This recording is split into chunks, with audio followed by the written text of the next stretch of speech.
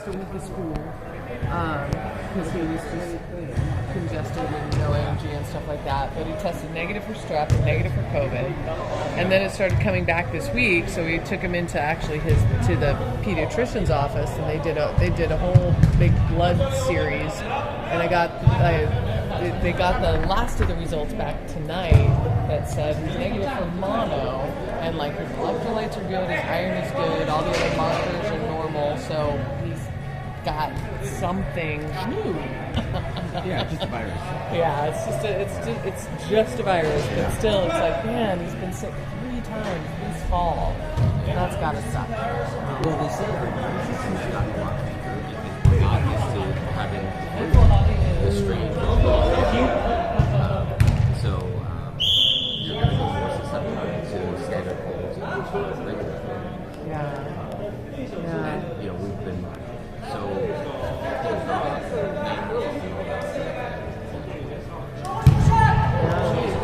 Nice pass.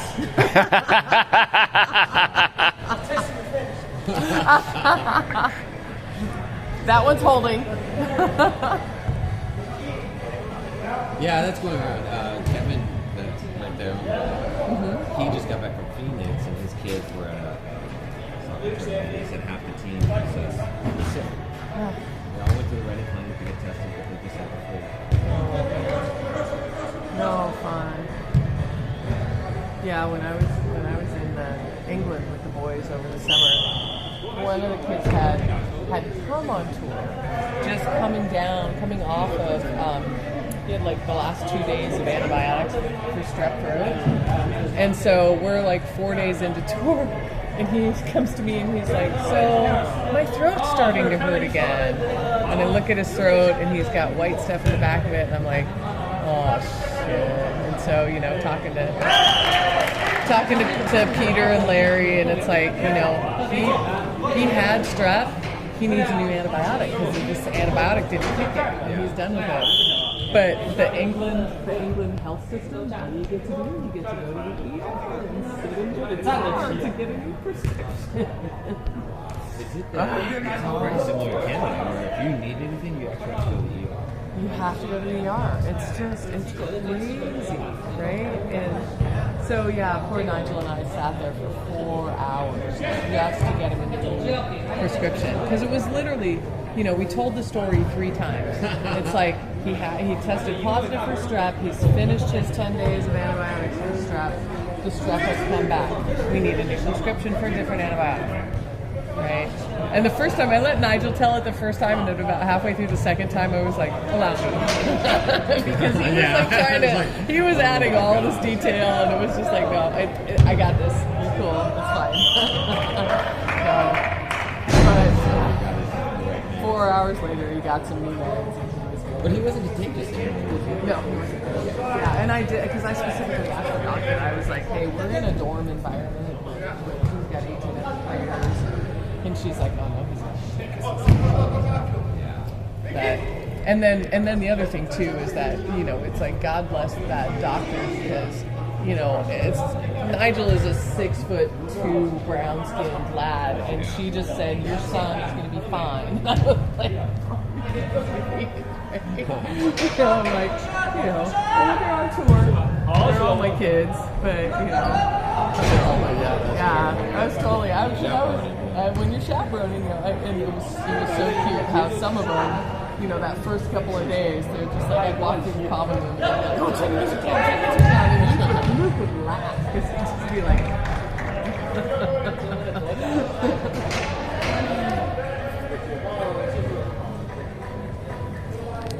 yeah, it's just, the cold is going around.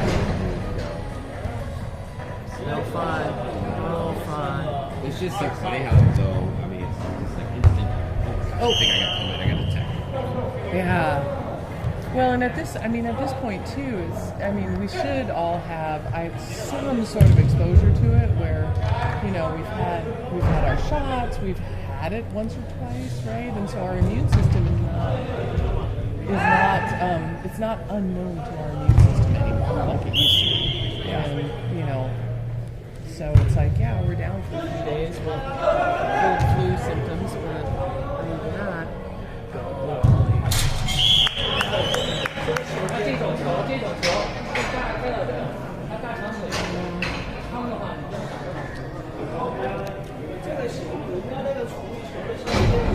filming this time. Are you? The counter's going. Is it going?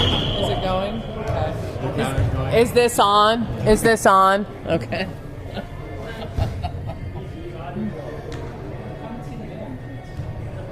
The boys actually go back through the videos and take the stats off of them. So Do they really go through the videos? yeah, he does Oh, with Luke. with Luke. Yeah, because they update his stats on his NCSA page. Luke even retook the SAT to bump up his score. Oh, that's what I was going to tell you. Yeah. It is still a 1600.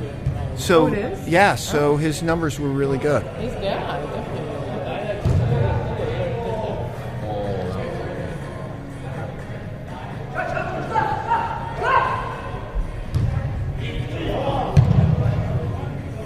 Ooh, nice.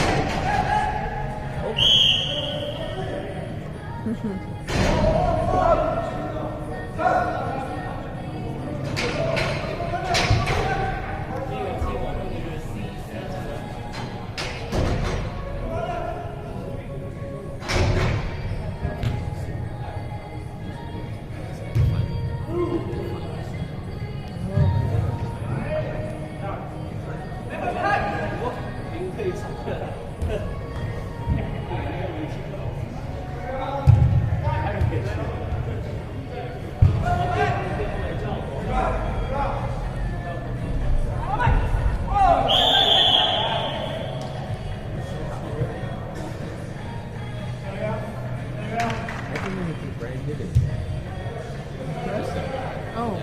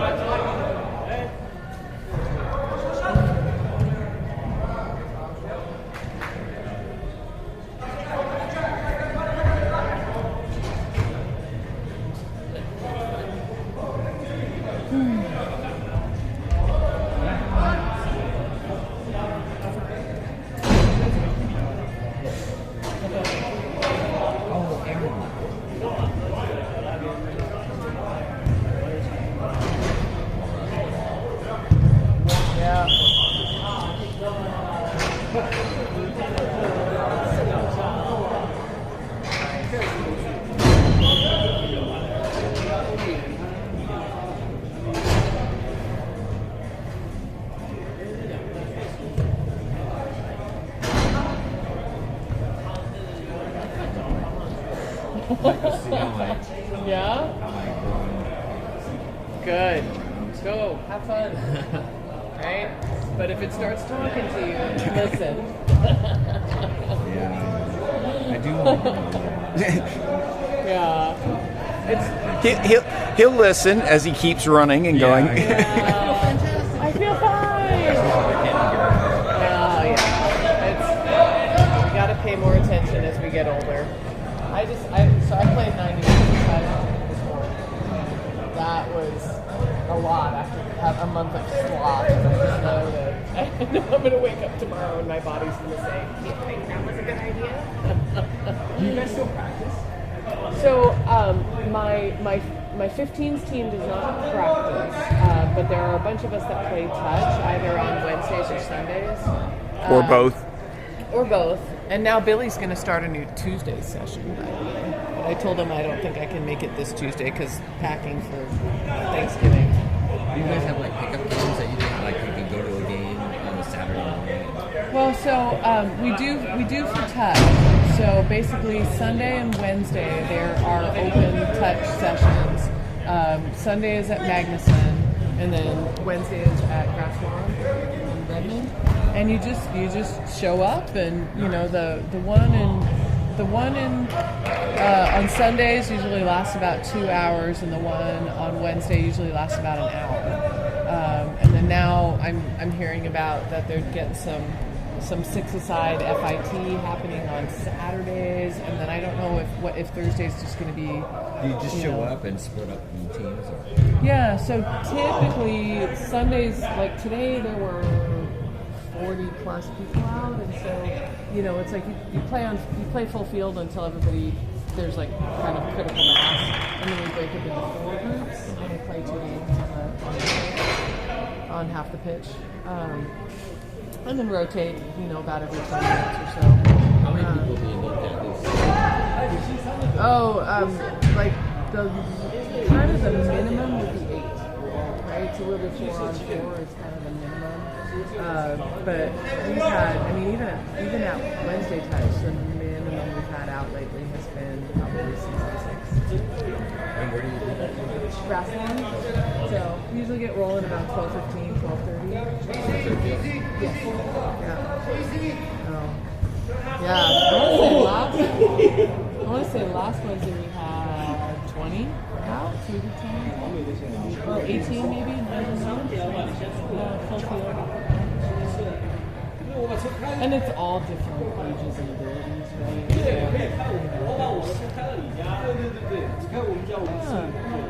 There's players who've only played on the national team. I know. I was chatting with a woman today at the drinks after touch, and so I was like, so do you play for the Saracens? Do you play for Seattle Rugby Club? And she's like, well, no. I was like, well, who do you play for? She said, well, I played for the Eagles.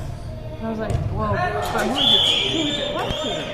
She said, well, I never really played for the club team. I was identified in the Army as a top level athlete, and they recruited me to play rugby, and they taught me rugby, and I played for the national team for about 5 years. Oh my God.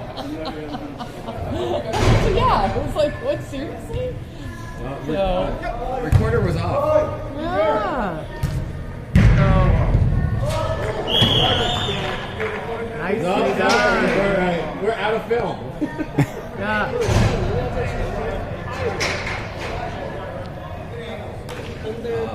That's funny. No, I played for the Eagles. Okay. And then, of course, you have some of the professional guys come out still.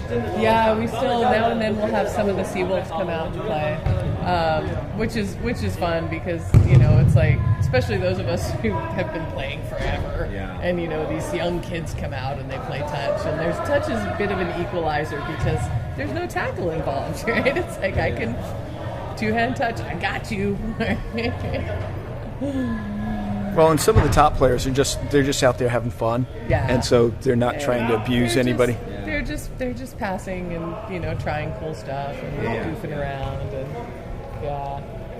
I mean, that's the best is when everybody's in the right mood, where they just want to play and have fun. Sometimes you get a little bit of people will start they get too competitive or get in their heads, and it's just like, no, guys, just relax, just have fun.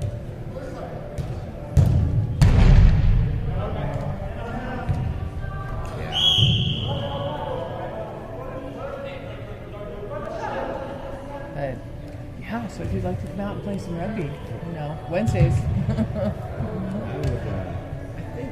I would not be good.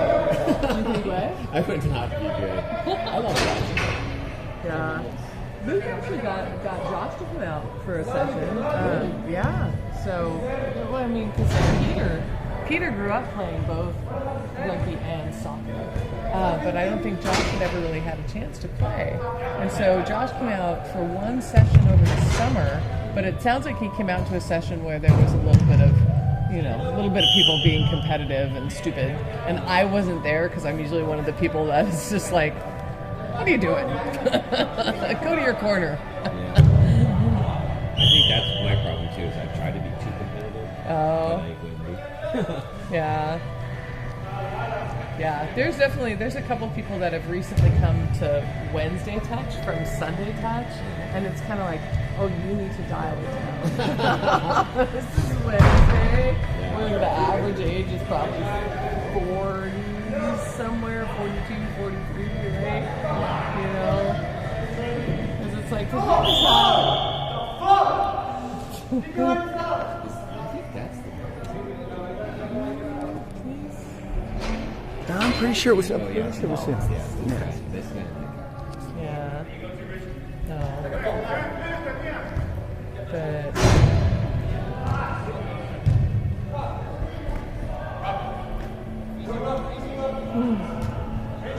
Nice.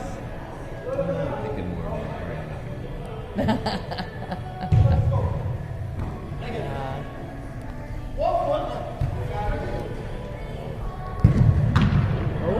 Nice save. Got it. No, it's fun. It was really fun when we were in England talking with Peter about, his experience with rugby. Having grown up playing both rugby and soccer. He still has a lot of respect for like how rugby is refereed and how there's a lot of things that soccer referees could change. Well, yeah, the idea that, like we were watching last night, you could see the other team was offsides. They were already offsides. And it's like, if the line judge would just say, hey, give it a step, right? They could get back on side and nothing would be called. But no, the attitude is that you let them make the mistake and then you have the free kick. Whereas in rugby, it's like the referee will tell them, step back, blue, step back. Yeah. And then blue gets back on side and play just continues. So I meant to ask Luke. I think one of the ARs gave Luke a forewarning. Said you're coming close to the line on your kicks. You might watch a step. And so it was really cool to see that he was willing to try to avoid a silly and to avoid a silly penalty, right? Avoid a silly mistake. The other thing that I didn't realize is I know that rugby's been they've had GPS trackers on their players now for what, 5-6 years? more than that, because it was back when Al was. It's closer. When Al was closer to 7. So it's probably closer to 10. It's been closer to 10, so they have a practice with right? And Peter was saying rugby's kind of been in the forefront of that telemetry and the technology for tracking player performance on the field. Does Peter ever get that? Use that? No, so we have the VO camera actually provides some really good game footage, but do they provide any stats? Does VO provide stats? There seems to be a whole sort of package. I've only looked at it slightly, but it does a complete coding of the game, where everybody is and stuff. Yeah. I've been impressed with just my little looks at it, because it's like I don't know enough, so it's like download the film. Luke and I will cut it into what we need. It seems to do quite a bit. There is a company based in Seattle that has that. Nice pass ball. That has that technology. Yeah, there's a couple. They did it more for professional basketball. Okay. And it was a little bit easier, and they get offense and defense. But left footed too. Yeah. So I'm just asking because I know so my wife is the controller for like watching youth soccer, Crossfire, Select, and Premier. And so she was telling me, she goes, yeah, we bought all these different teams. So they have 2 sets for 2 teams of that. They look like sports monitors. Okay. And she goes, and nobody uses it. We spend thousands and thousands of dollars on this technology, And nobody's even uses it. And I'm just like, I mean, that's so critical. They don't realize that. Well, And I wonder, do the teams know? Yeah, all of the teams know. The coaches are just lazy. Because that means that it's more work for them. They have to do all of the analytics. Oh, that's a shame. And, a couple, and the ones that use it is literally maybe 2 or 3 coaches that utilize it. But it sits most weekends just idle. Why don't you just rent that out? Yeah, exactly. You probably could. Make back your money. Yeah. Make it, Just somebody that's interested in what, it's like, what is my team doing? It gives you an opportunity to see all the stats and all that information, and just charging $50. Ah, Good, or $30. yeah, something. Ah. It's just I don't know. And I know Larry would love that. He would love to have that. For sure. Yeah. It's the same exact technology the Sounders use, and most of the pro teams use. It uses Microsoft RDI. Okay. And yeah, it's pretty No, there would be. I'm sure there would be a ton of teams that would be interested in that data. Well, because David started filming, Washington Wizards team, when we found out about the video camera, because Lake Washington had this video camera available, but nobody knew it. Nobody knew about it. And then so I guess one team had it and was using it off and on. But then when we found out about it, it was